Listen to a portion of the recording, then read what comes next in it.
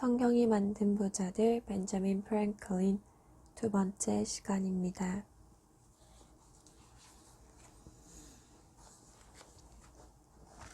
성공한 사업가, 이제껏 돈이 사람을 행복하게 한 적이 한 번도 없었던 것처럼 앞으로도 그럴 것이다. 본질상 돈은 행복을 창조할 수 없다. 많이 가지면 가질수록 더 많이 원하게 될 뿐이다. 돈은 진공을 채워주는 게 아니라 진공을 만들어낸다. 돈이 하나의 욕구를 채워준다면 다른 곳에서 2배, 3배로 욕구가 늘어나는 법이다. 프랭클린. 인쇄소를 차리다. 프랭클린은 1729년 2년간의 런던 생활을 마치고 펜실베니아로 돌아와 직접 자신의 인쇄소를 차렸다. 처음에 프랭클린은 자본이 모자라 동업으로 일을 시작했다. 그러나 부지런하고 사업 감각이 뛰어난 그의 재능이 빛을 발해 사업은 얼마 지나지 않아 궤도에 오르게 되었다. 거기에 운도 따라주어 인쇄소를 개업할 때 진 빚을 차츰차츰 갚아나가기 시작했다. 친구 해밀턴의 도움으로 펜실베이니아 주의 지폐를 인쇄하게 된 것이다. 그것은 그가 어려운 형편에서 벗어나는 데 큰 도움을 주었다. 그는 상인으로서의 신용과 평판을 얻기 위해 누구보다 부지런하고 검소한 생활을 했다. 옷은 되도록 간편하게 입었고 남들이 즐기는 사냥 등의 오락에는 전혀 관심을 두지 않았다. 때때로 그가 일을 제쳐두고 빠져드는 취미가 있다면 오직 독서뿐이었다. 책 읽는 것을 좋아했던 그는 서점을 겸한 문방구점을 차렸고 훗날 그에게 부와 명성을 안겨준 펜실베이니아 가제트란 신문사도 설립했다.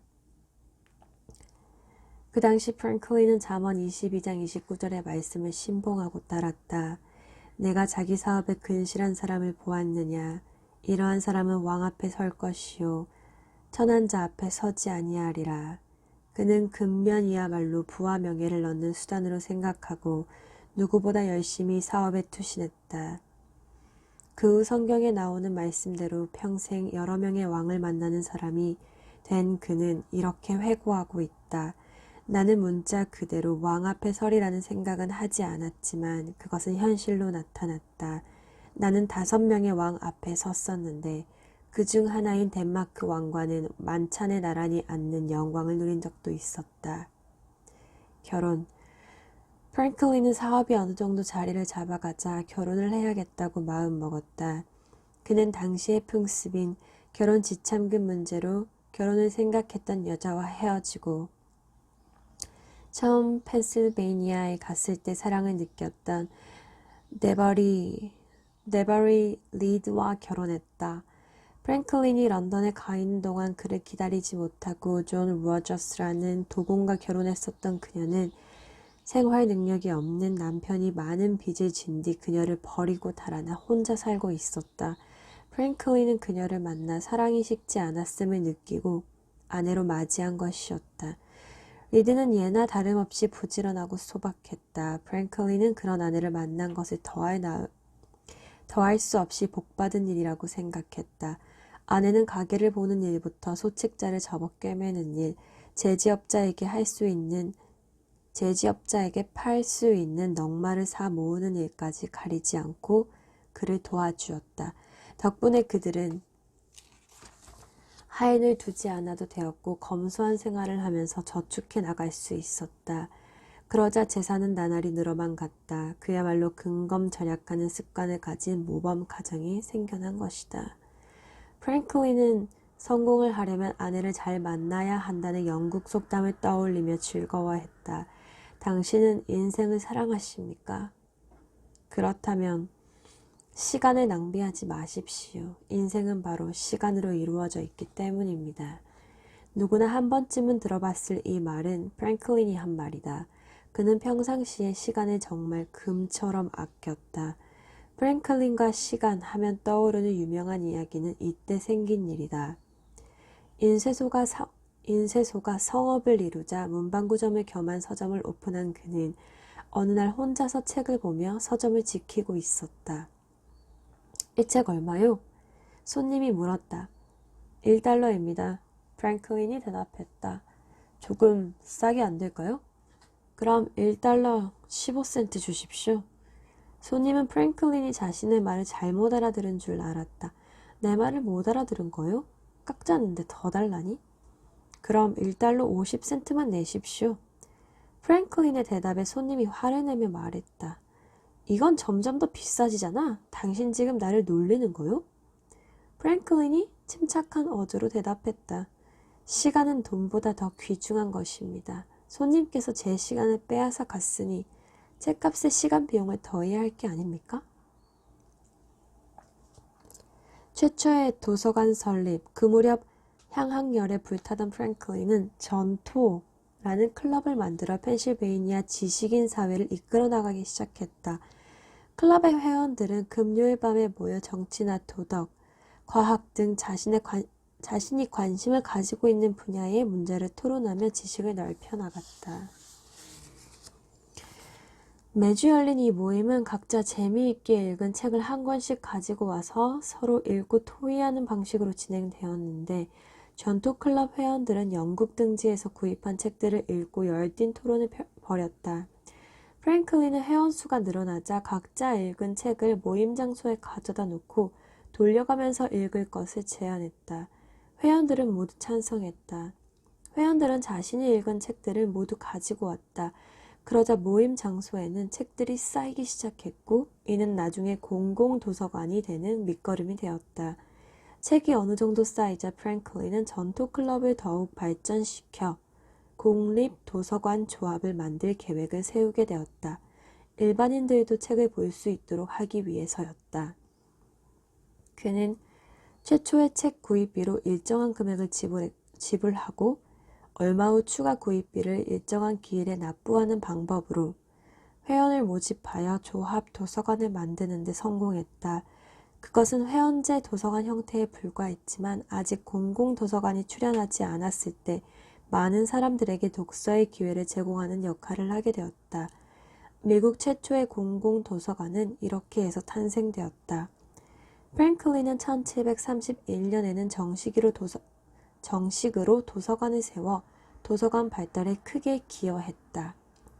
또한 성공한 사업가였던 그는 펜실베이니아 대학교의 전신이었던 필라델피아 아카데미를 창설하고 미국 철학협회를 창립하는 등 폭넓은 교육문화 활동을 펼치며 미국의 지식인 사회를 주도적으로 이끌어 나가는 인물로 성장했다.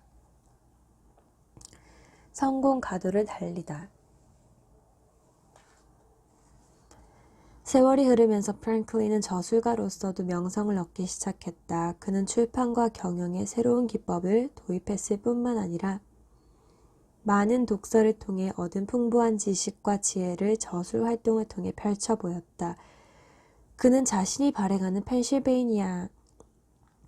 펜실베이니아 가제트지에 미국 최초의 정치 만평을 실었는데 그것은 대단한 성공을 거두었다. 그러자 그는 직접 만화를 그려 대중들이 더욱 쉽게 접할 수 있도록 했다. 프랭클린이 그린 최초의 만화는 자신이 쓴 국가분열이라는 사설에 8조각으로 잘려있는 뱀을 직접 그려 삽입한 것이다. 머리에서 꼬리까지 잘린 조각에는 각각 당시의 식민지 이름이 붙어 있었다. 남캐롤라이나, 북캐롤라이나, 버지니아, 메릴랜드, 펜실베이니아, 뉴저지, 뉴욕, 그리고 뉴잉글랜드였다. 이 사파는 미국의 독립운동 시기에 식민지를 통합하기 위한 문구, 즉 뭉치지 않으면 죽는다는 그의 신념을 효과적으로 알리는 데 크게 기여했다. 당시에는 뱀이 여러 조각으로 잘리더라도 해가 지기 전까지 서로 붙는다면 원래의 모습으로 살아날 수 있다는 미신이 퍼져 있었다. 프랭클린은 그 미신을 만화로 그려 단합을 강조함으로써 멋지게 국민들에게 어필했던 것이다. 프랭클린은 자서전에서 일생을 통해 나에게 가장 유익했고 성공하여 세상의 이름을 펼치는데 가장 중요한 수단이 되어준 것이 바로 글쓰기였다고 고백하고 있다. 1736년 프랭클린은 펜실베이니아 하원 의원이 되면서 정계에 첫 발을 들여놓았고 곧이어 펜실베이니아 최신 장관을 맡게 되었다. 그는 이러한 경력 경력에 힘입어 훗날 전 식민지의 최신 장관 대리가 되어 우편 업무를 획기적으로 바꾸어 나갔다. 그 무렵에 유명한 일화가 또 하나 있다. 어느 날 프랭클린이 한 선배의 집을 찾아갔다. 가난한 선배는 작은 오두막에 살고 있었다. 프랭클린은 쪽문으로 들어가다 머리를 부딪히고 어이쿠 하며 비틀거렸다. 이때 선배가 프랭클린에게 다음과 같이 말했다. 그렇게 심하게 부딪혔으니 몹시 아프지? 하지만 지금 자넨 아주 중요한 것을 배운 거야. 세상을 살아가다 보면 머리를 숙여야 할 때가 자주 있다네. 그럴 때일수록 더욱 공손하게 머리를 숙여라. 이것이 오늘 자네가 배운 인생의 지침이라네.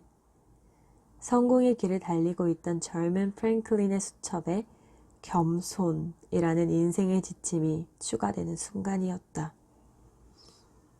가난한 리처드의 달력. 프랭클린은 1732년 가난한 리처드의 달력이라는 책을 발간, 대중들로부터 많은 인기를 얻기 시작했다. 상식, 철학과 경구, 뛰어난 기지와 해악이 넘치는 이 책은 수많은 독자들에게 애독되었다.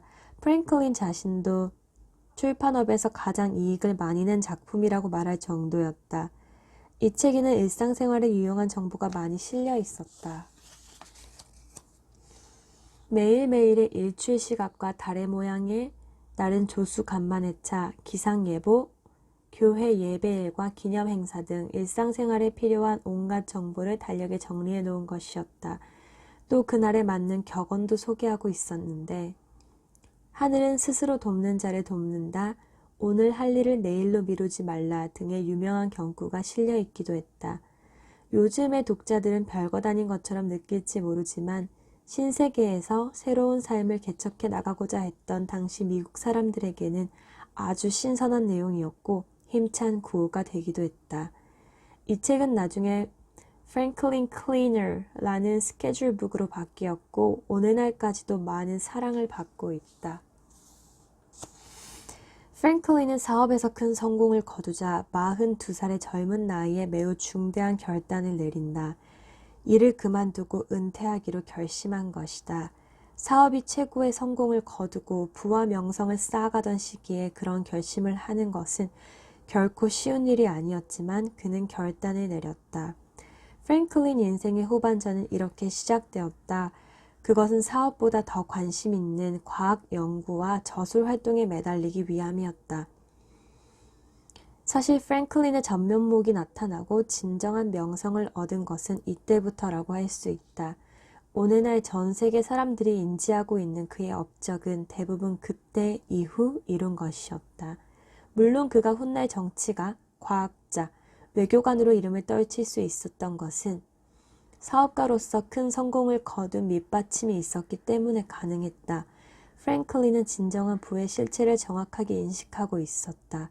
그는 야고보서 5장 1절부터 6절까지의 말씀을 늘 봉독하면서 부와 은혜는 반비례할 수 있다는 경각심을 일깨우며 자기의 낮음을 자랑하리라 마음먹었다. 들으라 부한 자들아, 너희에게 임할 고생으로 말미암아 울고 통곡하라. 너희 재물은 썩었고 너희 옷은 좀먹었으며 너희 금과 은은 녹이 슬었으니 이 녹이 너희에게 증거가 되며 불같이 너희 살을 먹으리라. 너희가 말세에 재물을 쌓았도다. 보라, 너희 밭에서 추수한 품꾼에게 주지 아니한 삭시 소리 지르며 그 추수한 자의 우는 소리가 만군의 주의 귀에 들렸느니라. 너희가 땅에서 사치하고 방종하여 살육의 날에 너희 마음을 살찌게 하였도다. 너희는 의인을 정죄하고 죽였으나 그는 너희에게 대항하지 아니하였느니라. 그는 예수께서 너희를 위하여 땅에 보물을 쌓아두지 말라 고 하신 말씀을 제대로 실천한 사람이다. 과학적 업적. 만약 나에게 처음부터 다시 삶을 시작하라고 한다면 나는 기꺼이 응하겠다. 다만 한 가지 조건을 달고 싶은 것은 내가 쓴 책이 재판이 될 때 초판에 잘못을 교정할 수 있는 자유를 가지듯 삶에도 교정의 자유를 가질 수 있어야 한다는 것이다. 프랭클린. 피레침의 발명. 1748년에 은퇴한 프랭클린은 사업은 대리인에게 맡긴 채 자신은 봉급을 받으면서 본격적으로 과학 탐구에 들어갔다. 역학, 해양학, 기상학, 전기학 등이 그가 흥미를 갖고 연구한 분야였다.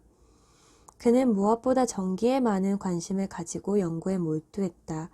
프랭클린이 연구를 시작했을 무렵 전기에 관해서는 그다지 많이 알려져 있지 않았고 프랭클린도 그 실체를 잘 알지 못했다. 그가 전기 연구에 뛰어들 생각을 하게 된 것은 은퇴를 선언하기 2년 전 스코틀랜드에서 온 과학자 콜린슨의 전기 실험을 보고 매료되면서부터였다. 당시 유럽에서는 전기에 관한 여러 가지 중요한 실험이 진행되고 있었는데 콜린슨 역시 마찬가지였다. 아무도 알지 못했던 전기는 조금씩 실체가 드러나고 있었고 많은 과학자들의 호기심을 부추기고 있었다. 프랭클린은 스코틀랜드 과학자가 한 실험 중에서 전기와 번개와의 관계에 주목했다.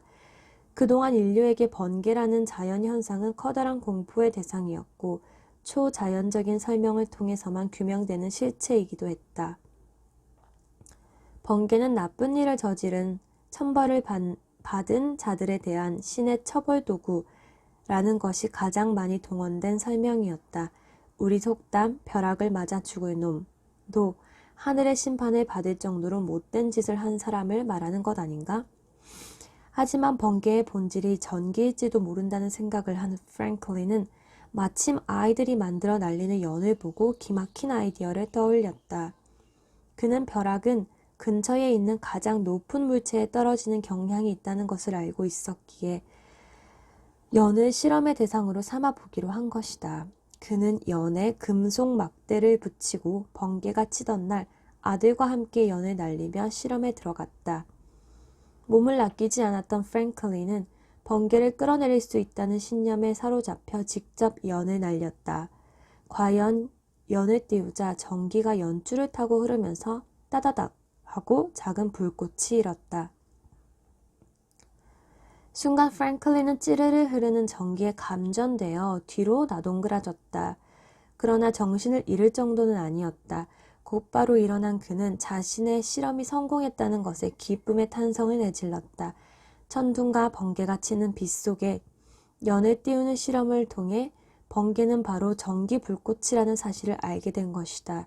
그는 번개를 구름에서 끌어내기 위해 금속으로 만든 막대를 건물의 가장 높은 곳에 세우자고 제안했고 그 생각은 피레침의 발명으로 이어졌다. 피레침. 그 후 피레침은 도시마다 건물의 제일 높은 곳에 꽂아졌다. 그때부터 번개가 방전 현상이라는 것이 밝혀져 번개는 설명 가능한 영역으로 내려왔고 아무리 세게 쳐도 번개에 맞아 다치거나 죽는 사람이 거의 생기지 않게 되었다. 프랭클린은 계속해서 전기를 연구해 번개가 정전기와 같은 형태의 에너지라는 것을 밝혀냈고 처음으로 양전하와 음전하라는 전기 용어를 사용했다. 이 연구로 프랭클린은 전 세계 사람들의 주목을 받았다. 그는 1753년 영국 왕립협회의 로열 소사이어티 회원으로 선정되어 최고의 상인 코플리 상을 받는 영예를 안았을 뿐만 아니라 프랑스 과학 아카데미의 회원도 되었다. 그는 비록 정규 과학 교육은 받지 못했지만 빈틈없는 관찰자였다. 그의 실험은 매우 신중하면서도 정확했다. 물론 그가 번개의 본질이 전기일지도 모른다는 생각을 처음 한 것은 아니었다. 하지만 그는 최초로 번개를 구름에서 끌어내리는 데 성공했고 인간이 벼락에 맞아 죽는 천형의 죄를 면할 수 있게 해주었다. 프랭클린 스토브. 프랭클린은 전기 연구와 함께 열역학과 기상학에 대한 연구도 시작했다. 그 무렵 그가 발명한 제품 중에 프랭클린 스토브라는 것이 있었다. 이 제품은 200여 년이 지난 지금까지도 생산되고 있을 정도로 획기적인 발명품이다. 유럽식 벽난로가 따뜻하지 않고 건강에도 좋지 않다고 판단한 프랭클린은 직접 벽난로를 개조하기 시작했다. 그는 연기가 잘 빠지지 않는 유럽 방식을 개선하기 위해 철판 2개를 15cm가량 엇갈리게 설치해서 불꽃과 연기가 그 틈으로 들어가게 했다. 이렇게 2개의 철판을 설치하자 굴뚝을 통해 들어오는 바람이 줄고 연기도 감소하는 효과가 나타났다. 프랭클린은 그것을 더욱 발전시켜 철판을 수직으로 걸고 마음대로 움직일 수 있게 만들었다. 그러자 바깥에서 유입되는 공기의 양을 조절할 수 있어 방열판 역할을 제대로 할 수 있게 되었다. 프랭클린은 다시 3번째 아이디어를 냈다. 난로 안쪽 벽에 양쪽에 수직으로 홈을 내어 주철로 만들어진 방열판을 넣은 후 이 방열판을 밀어 올리거나 내리는 정도에 따라 화력을 조절할 수 있도록 한 것이다. 그는 또 난로 앞부분에 연소를 돕는 공기 유입구를 만들어 붙였고 바닥 밑에는 신선한 공기가 난로 내부의 빈 공간으로 자연스럽게 유입될 수 있도록 통로를 만들어 놓았다. 마침내 외형은 벽난로와 유사하지만 열 효율이 보통 난로처럼 높고 실내 공기도 깨끗하게 유지되는 벽난로와 난로가 조합된 형태의 프랭클린 스토브가 탄생한 것이다. 이 난로는 만들어지자마자 미국 내의 많은 가정에서 높은 인기를 끌었고 많은 계층의 사람들에게 호응을 얻었다. 프랭클린은 피레침과 자신의 이름이 붙는 난로의 발명으로 거대한 부를 축적할 수 있는 기회를 얻었지만 그렇게 하지 않았다. 그는 사업가의 길을 포기한 만큼 돈에는 욕심을 내지 않았다. 다만 자신의 발명품이 많은 사람들에게 도움을 주고 그들을 기쁘게 하는 것에 만족했다. 그래서 그는 자신의 발명품에 대해 특허를 출원하거나 이익을 얻는 행위를 하지 않고 프랭클린 스토브의 설계도를 신문에 공개했다. 스스로 커다란 부를 축적할 수 있는 기회를 포기한 것이다. 그는 그런 덕을 쌓는 일 자체가 부의 축적이라고 믿고 있었다. 이것이 바로 그가 훗날 진정한 부자로 불리게 된 이유다.